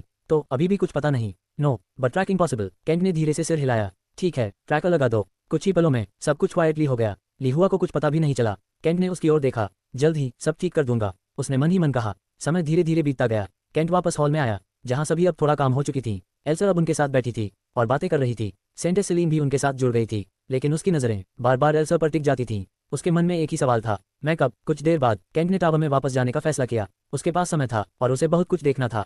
घंटों बीत गए। टावर के अंदर दिन जैसे गुजरते रहे। कैंट हर चीज देख रहा था, हर आइटम, हर ऑप्शन। वह सब कुछ याद कर रहा था। उसी समय बाहर शाम के करीब 5 बजे ऑल्डरफोर्ड मैंशन से कुछ मील दूर 12 आकृतियां खड़ी थीं। 3 रूट ग्रेट सेजर्स और 9 रूट सेजर्स, सभी काले कपड़ों में, चेहरे ढके हुए। उनकी नजरें एक ही दिशा में थीं, मैंशन। आज रात, एक ने धीमे से कहा, हम उन्हें खत्म कर देंगे। बाकी सबने सिर हिलाया। कोई निशान नहीं छोड़ा जाएगा। सेंटेस पहले टारगेट होगी और बाकी उसके बाद। उनकी आवाज में ठंडक थी और आदत भी। वे किलर्स थे। उधर टावर के अंदर कैंट स्क्रीन को घूर रहा था। गाइया, तुम मुझे लूट रही हो क्या? उसने कहा। एक मैगजीन के 10,000 points, cross dimensional item, cheap price. Kent ने आंखें घुमाई। डील करते हैं। कुछ देर बार्गेनिंग चली और अंत में डील फिक्स हो गया। कैंट मुस्कुराया। परफेक्ट। समय बीता और अचानक गाइया की आवाज आई, विजिटर्स इनकमिंग। कैंट की आंखें चमक उठी। आ गए, उसने हल्का सा मुस्कुराया। अच्छा है, अब थोड़ा मजा आएगा। वह खड़ा हुआ और उसकी आंखों में एक अलग ही चमक थी। उसे पहले से ही अंदाजा था, लेकिन अब शिकार खुद उसके पास आ रहा था। रात धीरे धीरे गहराने लगी थी। घड़ी की सुइयां 10 के करीब पहुंच रही थीं और अंधेरे में छिपे शिकारी अब अपनी चाल चलने को तैयार थे। ऑल्डरफोर्ड मैंशन से कुछ दूरी पर 12 परछाइयां चुपचाप आगे बढ़ रही थीं। उनकी चाल इतनी हल्की थी कि मानो हवा भी उन्हें महसूस न कर पाए। उनका विश्वास साफ था, कोई उन्हें देख नहीं सकता। आखिरकार उनकी छिपने की कला साधारण नहीं थी। एक रूट ग्रेट सेज से नीचे कोई भी उन्हें महसूस नहीं कर सकता था। और मैंशन में सबसे ताकतवर व्यक्ति सिर्फ एक रूट सेज था। तो उनके हिसाब से यह मिशन आसान था, लेकिन वे एक चीज नहीं जानते थे। गाइया, जैसे ही वे कैंट के तय किए गए 6 मील के दायरे में दाखिल हुए, वे पहले ही पकड़े जा चुके थे। टावर के अंदर कैंट की आंखें खुल गईं। कितने हैं? उसने शांत स्वर में पूछा। 3 ग्रेट सेजर्स एंड 9 रूट सेजर्स। कैंट के होंठों पर हल्की मुस्कान आई। अच्छा है, थोड़ा चैलेंज रहेगा। उसकी आंखों में एक ठंडी चमक थी। ग्रेट सेज को मैं हैंडल नहीं कर सकता, लेकिन मेरे पास कोई है जो कर सकता है। बैटल डॉल की छवि उसके दिमाग में उभरी। बस एक सवाल है, क्या हम इन्हें भागने से पहले खत्म कर सकते हैं? Possible, with preparation. गाइया की आवाज आई। Formation stones available. कैंट ध्यान से सुनने लगा। 10,000 points escape block, 15,000 points sound block, 20,000 points full concealment. Kent बिना सोचे बोला, 20,000 वाला, मैं रिस्क नहीं लूंगा। उसने हल्की मुस्कान दी। और वैसे भी पॉइंट्स वापस आ ही जाएंगे। कुछ ही पलों में फॉर्मेशन स्टोन्स उसके सामने थे, छोटे लेकिन बेहद शक्तिशाली। अब सवाल, इन्हें लगाऊं कैसे? Your order will be concealed. Good. Kent की आंखों में चमक आए। अगले ही पल वह टावर से बाहर आया। ब्लिंक, उसका शरीर हवा में गायब हुआ और अगले ही सेकंड कई किलोमीटर दूर प्रकट हुआ। फिर ब्लिंक ब्लिंक ब्लिंक, वह तेजी से घूमता गया। और फॉर्मेशन स्टोन्स को सटीक जगहों पर रखता गया।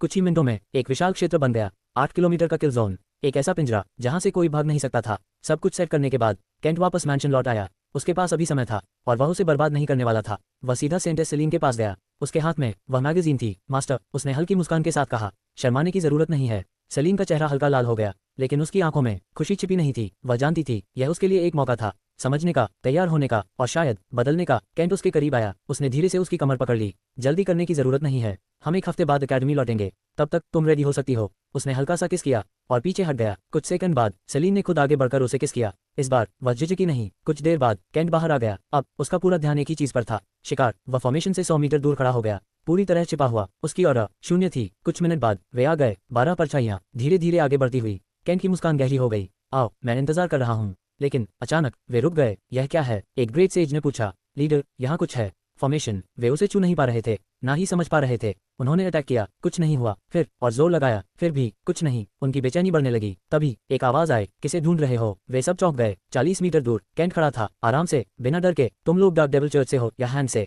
उसने कैजुअली पूछा। तुम कौन हो? लीडर की आवाज खड़ी हो गई। केंट हंसा। सवाल मुझे पूछना चाहिए। तुम लोग घुसपैठ कर रहे हो और लोगों को मारने आए हो। उसकी आंखें ठंडी हो गईं, जैसे एशलैंड्स में किया था। तीनों ग्रेट सेजेस के दिल धड़क उठे। ये लड़का सब जानता था। एटॉमिक डिवाइन बॉडी, केंट ने आगे कहा। उसी के लिए आए हो? सही। चुप्पी। तो सही लोग मिल गए। केंट आगे बढ़ा। अब बस तुम्हारा हेडक्वार्टर चाहिए और चिंता मत करो, तुम्हारी लाशें खुद बता देंगी। उसकी आवाज बदल गई, ठंडी, निर्दयी। और हाँ, भागने का सोचना भी मत, ये पूरा इलाका सील्ड है। अचानक बूम, एक विशाल आकृति उसके पास प्रकट हुई। बैटल डॉल, 3 मीटर ऊंची, 2 तलवारों के साथ, तीनों ग्रेट सेजर्स। केंट ने इशारा किया, तुम्हारे हैं। अगले ही पल वह गायब हो गई और फिर धमाका, तीनों अलग हो गए। केंट ने बाकी 9 की ओर देखा। उसकी आंखों में अब खेल खत्म हो चुका था। एक साथ नहीं, लेकिन एक एक करके। उसने तलवार निकाली। देखते हैं, सोल शॉक। अचानक 9 के दिमाग में दर्द की लहर दौड़ गई। कुछ चीख उठे, कुछ घुटनों पर गिर गए। केंट के हाथ में एक काली गोली प्रकट हुई। डार्कमेनस पॉइजन पिल। उसने उसे फेंका। बूम, धुआं, जहर, चीखें। केंट ने तलवार उठाई और मुस्कुराया। अब शिकार शुरू होता है। बूम, बैटल डॉल के एक जोरदार किक से लीडर टू कई मीटर दूर जा गिरा।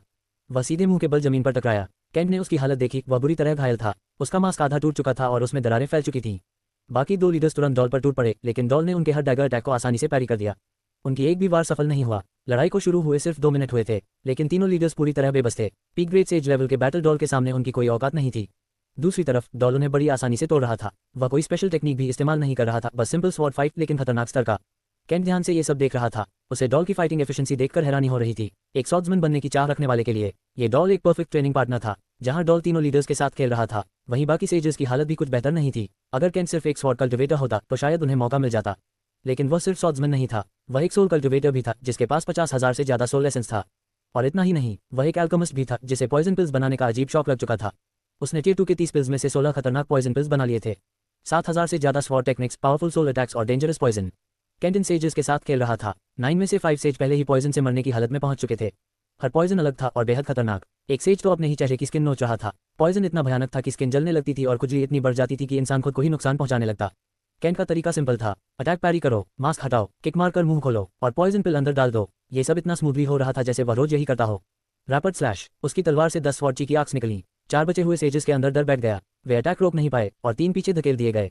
अब सिर्फ एक बचा था और वही पहला शिकार बना। केंट ने ब्लिंक किया और अगले ही पल उसकी गर्दन जमीन पर थी। You have killed a root sage. You have received your 500 soul essence. You have received your 10,000 tower points. You have received a soul spirit. Kent मुस्कुराया और बाकी 3 सेजेस की तरफ बढ़ा। बाकी 5 तो पहले ही मरने वाले थे, लेकिन केंट ने उन्हें भी जल्दी खत्म कर दिया।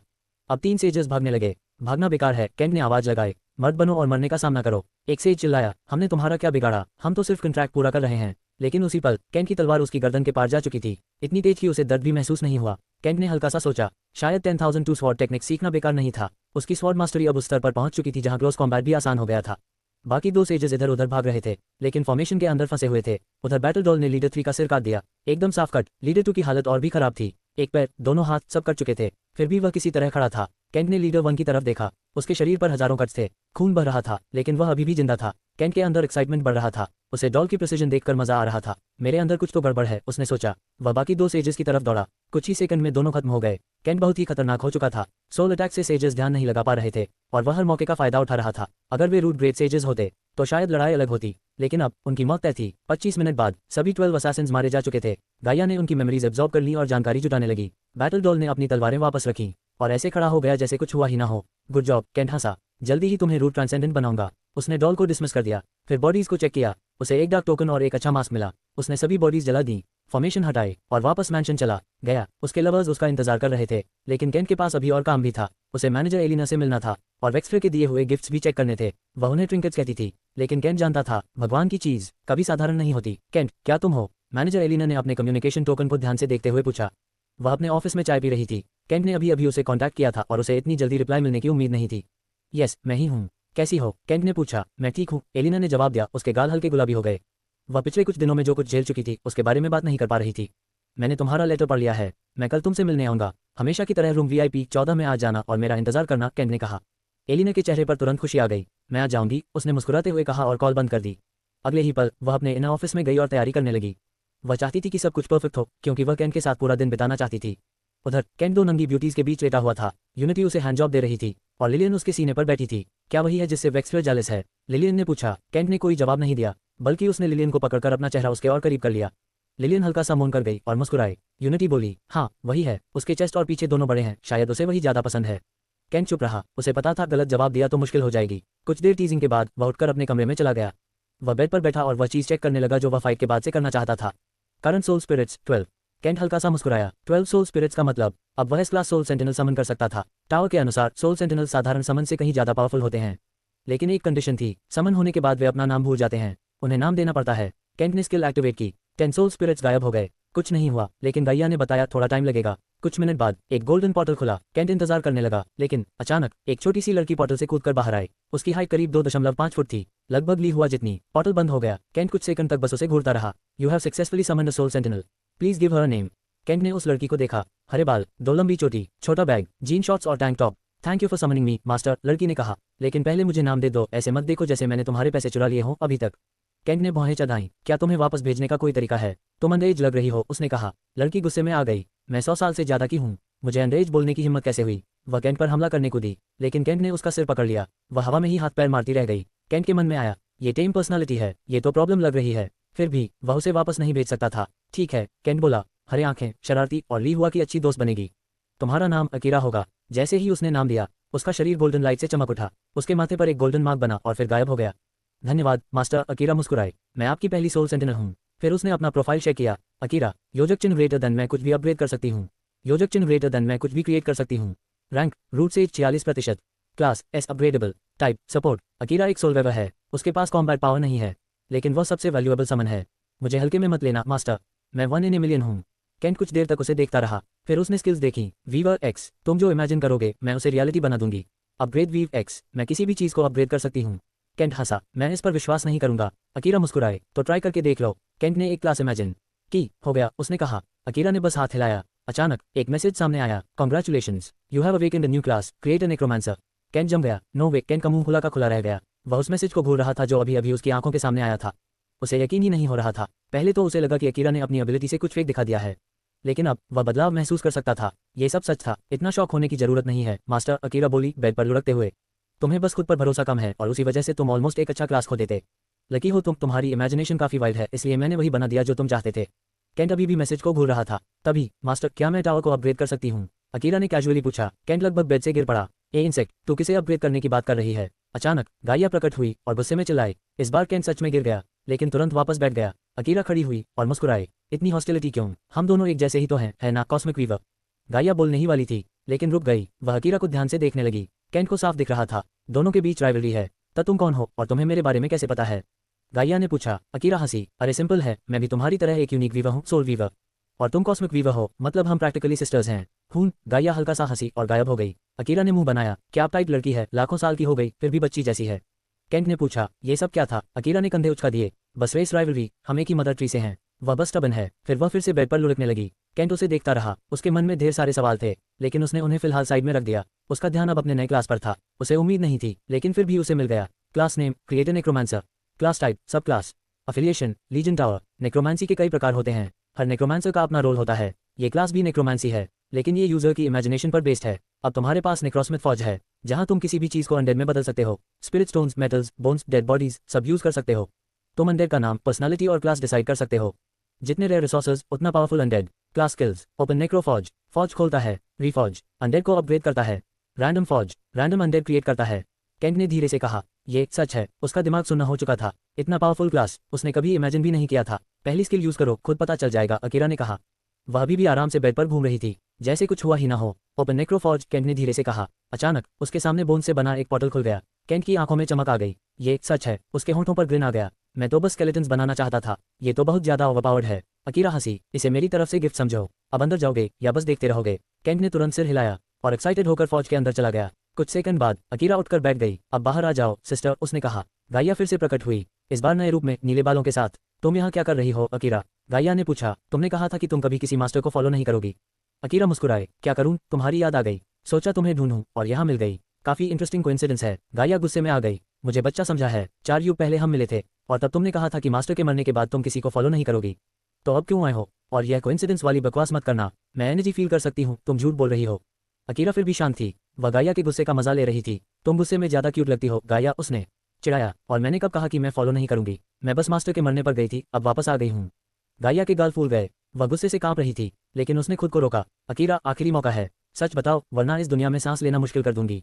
इस बार अकीरा सीरियस हो गई। ठीक है, माइंड वीवर 3 युग पहले गायब हो गई। तुम मुझसे कांटेक्ट नहीं करती, इसलिए मैं उसे ढूंढने निकली, लेकिन 3 युग में भी कुछ नहीं मिला, तो मैंने सोचा तुम्हारे पास आऊं, तुम आसानी से उसे ढूंढ सकती हो। गाइया चिल्लाए, ये पहले क्यों नहीं बताया? और उसने पंच मारा, सीधे अकीरा के नाक पर। खून निकल आया, लेकिन यह कोई साधारण पंच नहीं था, यह एक अपोकलिप्टिक पंच था। उस दिन सेनॉक्स की पूरी दुनिया में हर सोल ने एक अजीब डर महसूस किया, और उसी पल दुनिया के 7 अलग अलग स्थानों पर 7 कीज हल्की रोशनी से चमक उठी, जैसे वे किसी को बुला रही हों। क्या कर रही हो तुम गाइया? क्या तुम इस दुनिया को डिस्ट्रॉय करना चाहती हो? अकीरा ने गुस्से में कहा। गाइया को भी अब एहसास हो गया था कि उसने ओवर रिएक्ट कर दिया था। हाँ, शायद मैंने ज्यादा रिएक्शन दे दिया, गाइया बोली। लेकिन अकीरा, यह क्या है? वो इडियट 3 अरब साल से गायब है और तुम अब बता रही हो?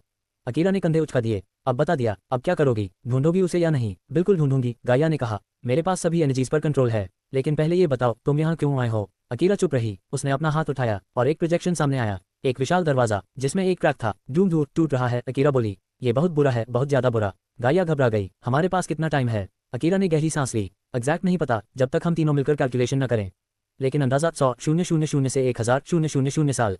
गाइया का चेहरा सख्त हो गया। बहुत कम टाइम है, दूर दूर तब तक नहीं खुल सकता जब तक मास्टर गॉड नहीं बन जाता, वरना ये पूरा यूनिवर्स खत्म हो जाएगा। उसने एक स्क्रॉल निकाला और देखने लगी। मेरे हिसाब से अगर वह सही रास्ते पर चलता रहा तो उसे गॉड बनने में 700,000 साल लगेंगे, लेकिन कुछ चीजें कंट्रोल में नहीं होती और वही उसे डिले कर सकती हैं। गाइया ने गंभीर आवाज में कहा, हमें कुछ करना होगा, और माइंड वीवर वही इस सिचुएशन के लिए जरूरी है। हमें पहले उसे ढूंढना होगा। अकीरा ने जवाब नहीं दिया। उसने हाथ हिलाया और 5 औरतों की छवि सामने आई। Li Hua, Unity, Lillian, Elsa, Saint Celine. Akira बोली, इनमें से एक को लेगेसी मिल चुका है, शायद अभी भी उम्मीद है। मैं अपना काम करूंगी सोल वीवर का, मास्टर को तेजी से ग्रो कराऊंगी। तुम भी अपना काम करो, हम सबके रोल्स हैं और हम फेल नहीं हो सकते, इतने सालों के बाद तो बिल्कुल नहीं।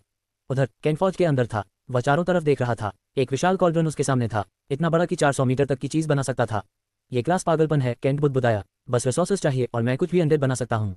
वह कुछ देर फौज को एक्सप्लोर करता रहा, फिर बाहर आ गया। अकीरा अभी भी बेड पर लुढ़क रही थी। थैंक्स अकीरा, केंट बोला। मैं अपने बाकी 2 चांसेस केयरफुली यूज करूंगा। वह सोचने लगा, क्या उसे नया स्वॉर्ड टेक्निक बनाना चाहिए, लेकिन फिर उसने सोचा, नहीं, अभी मेरी स्वॉर्ड फाउंडेशन ही कमजोर है। उसने अपने एबिलिटीज गिनने शुरू किए, स्वॉर्ड्समैनशिप, एल्केमी, सोल कल्टिवेशन, नेक्रोमेंसी, और ऊपर से लीजन टावर। मुझे नया कुछ नहीं चाहिए, उसने सोचा, मुझे जो है उसी को मास्टर करना है। उसने अकीरा को ट्रिक करने की कोशिश की, लेकिन वह नहीं मानी। अगर मास्टर मुझे सोल स्टोन्स देगा तो मैं चांसेस बढ़ा सकती हूँ, अकीरा बोली। केंट मुस्कुराया। अब उसे पता था उसे क्या करना है, उसे सोल स्टोन्स ढूंढने होंगे। असल में अकीरा और गाइया जानबूझकर उससे कुछ मांगती थी, ताकि केंट सब कुछ उन पर डिपेंड न कर दे। अगर वे हर चीज फ्री में दे देती तो केंट लेजी हो जाता, इसलिए उन्होंने ये सिस्टम बनाया था ताकि वह मेहनत करे। गाइया, बाहर आओ, केंट ने कहा। कुछ सेकंड बाद गाइया सामने आए, अकीरा को घूरते हुए। केंट ने पूछा, तुम दोनों का रिलेशन क्या है? गाइया ने जवाब दिया, ये रेस का मामला है मास्टर। मैं टावर हूँ, लेकिन असल में मैं उसकी सोल हूँ। मैं कॉस्मिक वीवर हूँ और यह सोल वीवर है। हम एक ही फैमिली से हैं। केंट ने पूछा, क्या और भी है तुम्हारे जैसे? अकीरा बोली, हाँ 3 ही हैं, कॉस्मिक वीवर, सोल वीवर,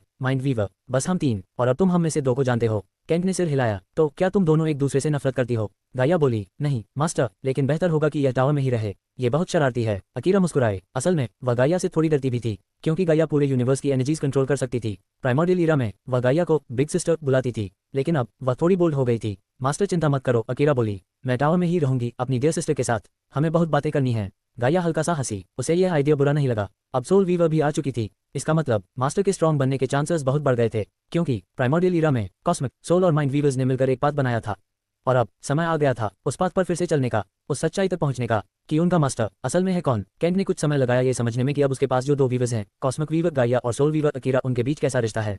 अंत में वह बस यही सोच पाया, वह सच में लकी है। दोनों अब उसके सर्वेंट्स थे और उसकी जिंदगी अब कभी बोरिंग नहीं होने वाली थी। अब उसे गाइया की असली ताकत समझ आ गई थी, और सच कहें तो उसे पहले से अंदाजा था कि टावर में कुछ खास है। अब उसे समझ आ गया क्यों। सबसे पहले, गाइया किसी भी तरह की एनर्जी को कंट्रोल कर सकती थी, मतलब सिर्फ एक थॉट से वह पूरे यूनिवर्स से कुछ भी उठा सकती थी। इसी वजह से उसके पास इतना बड़ा ट्रेजर स्टोर था। पहली नज़र में वह एक कॉस्मिक थीफ लगती थी, लेकिन असल में ऐसा नहीं था। गाइया चोरी नहीं करती थी, वह डुप्लीकेशन करती थी। अगर कोई रेयर ट्रेजर किसी का नहीं है तो वह उसे ले सकती है, और अगर किसी का है तो वह उसकी कॉपी बना सकती है। लेकिन हर चीज़ की लिमिट होती है, वह पूरी किसी रेस की चीज़ें नहीं ले सकती थी। हाँ, कॉपी बनाकर स्टोर कर सकती थी, और कुछ चीज़ें जो यूनिवर्स के लिए डेंजरस हों उन्हें वह सीधे ले लेती थी। केंट ने उससे 7 प्राइमोर्डियल केओस रेलिक्स के बारे में पूछा। गाइया ने कहा उसे नहीं पता वे कहाँ हैं, लेकिन ये झूठ था। वह उन्हें डिटेक्ट कर सकती थी, पास्ट, फ्यूचर, सब। लेकिन उन्हें लेना किसी की फेट को बदलना होता, इसलिए वह ऐसा नहीं करती थी। वह सिर्फ अपने मास्टर को इनडायरेक्टली गाइड कर सकती थी। लेकिन अब उसे एहसास हुआ अकेले काम करना गलत था, उसे माइंड वीवर की जरूरत थी। केंट सोच में डूब गया। रीइंकार्नेशन, यह कोई आसान रास्ता नहीं था। वह जानता था वह कई पास्ट लाइफ्स का इनकार्नेशन है, लेकिन वह उन्हें सीधे याद नहीं कर सकता। सब कुछ धीरे धीरे होना चाहिए। अगर सब एक साथ हुआ तो उसका करंट पाथ टूट सकता है और वह रास्ता बेकार हो जाएगा। यही सोल वीवर काम आता है। सोल वीवर सोल को दोबारा बुनता है। पास्ट मेमोरीज पावरफुल होती हैं, लेकिन डेंजरस भी। अगर केंट अपने पास्ट को याद करता है तो उसका सोल बदल सकता है, उस पर इन्फ्लुएंस पड़ सकता है, और वह खुद को खो सकता है। लेकिन सोल वीवर क्या करता है, वह सोल के टैंगल थ्रेड्स को अलग करता है और उन्हें फिर से वीव करता है, ताकि केंट अपने पास्ट की पावर ले सके बिना खुद को खोए। इन थ्रेड्स में पास्ट ब्लेसिंग्स और फ्यूचर कर्सेस दोनों होते हैं। अगर सब एक साथ उलझे रहें तो ये खतरनाक है, लेकिन सोल वीवर उन्हें अलग करता है। अब केंट अपने पास्ट को सेफली याद कर सकता है, लेकिन सिर्फ सोल ही काफी नहीं है, माइंड भी इंपॉर्टेंट है। अगर बहुत सारी मेमोरीज एक साथ आ जाएं तो माइंड टूट सकता है। मैडनेस, यही रिजल्ट होता है। यही माइंड वीवर काम आता है। वह हर लाइफ को अलग अलग रखता है ताकि पास्ट और प्रेजेंट मिक्स ना हो। सोचो, पास्ट में तुम सॉर्ड्समैन थे और अब असैसिन हो। अगर दोनों मिक्स हो जाएं तो तुम्हारा रास्ता खत्म हो जाएगा। इसलिए हर लाइफ का अलग वीव होना जरूरी है, और माइंड वीवर सबसे जरूरी अलाई होगा। गाइया बोली, मास्टर, बिना मेमोरी की क्या आप अपने पास्ट को याद नहीं कर पाएंगे?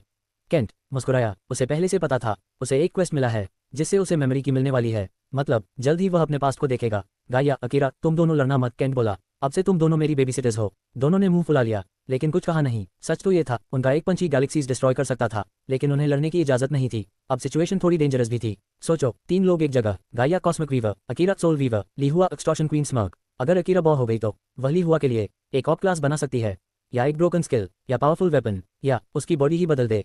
ये सब एक डिजास्टर बन सकता था। केंट को अंदाजा नहीं था उसने अभी क्या केओस शुरू कर दिया है। नेक्स्ट पार्ट के लिए सिस्टम लिखें। आपको इस उपन्यास की कहानी कैसी लग रही है, कमेंट में ज़रूर बताएं। आपका हर एक लाइक और सब्सक्राइब मुझे और भी ऐसे ही शानदार उपन्यास लाने के लिए प्रेरित करता है। धन्यवाद।